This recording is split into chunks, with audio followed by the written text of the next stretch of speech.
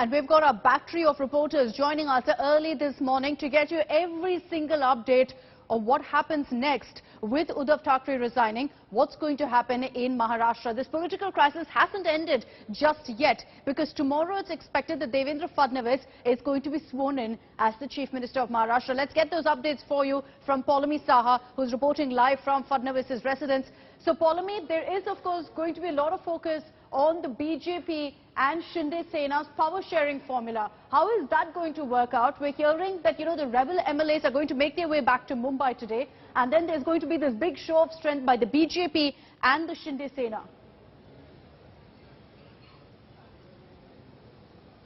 That's right. That is going to be the extremely crucial part of this next stage of the coup, if you may, as far as, the BJP and the Eknath Shinde camp are concerned. The power sharing formula. Earlier, we did share some details of what could possibly be that formula and the number of ministerial cabinet rank berths and MOSs that Eknath Shinde wants as far as this deal is concerned. Obviously, much of it has already been spoken about. Much of it has already been discussed, depending on the number of people that Eknath Shinde was able to bring in support of him to this coalition arrangement with the BJP.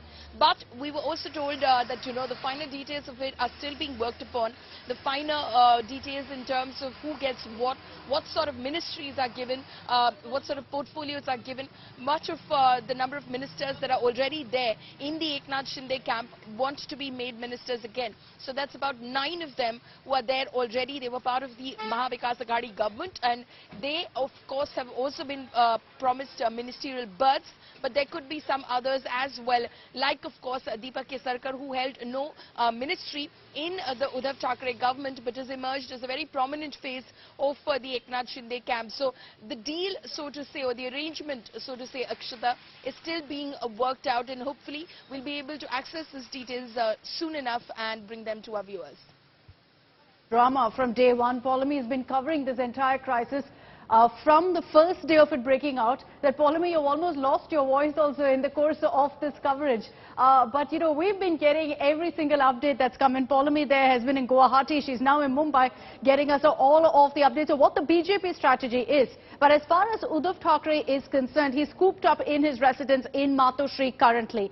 Did he do enough, Dev? Is a question, of course, that a lot of analysts will ask. And should he have perhaps stepped down earlier? Should he have decided and realized much earlier that this isn't going to work out in his favor? It took last night's Supreme Court hearing for him to kind of decide that this is the end of the road for me. It's always going to be an endless debate for, supporters and also people who are actively involved in politics. They will always say that Uddhav Thackeray government did not do enough, which is what really cost them the seat of the Chief Minister and ultimately the power in the state of Maharashtra. However, a lot of infrastructure projects were in the pipeline and work was also happening at a very decent rate. Of course, we know that notably his major contribution, if I may say so, was the fact that the way he controlled the outbreak of COVID in the city of Mumbai and largely the state of Maharashtra.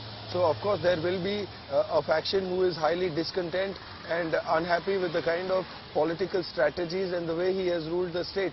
But then again, there are several BJP supporters and party workers and of course the top management and leadership of this party.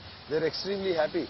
In fact, let me just tell you that they broke out into celebration, and the top leaders ultimately met at a South Mumbai 5-star hotel last night to chalk out the strategy and discuss the future plans.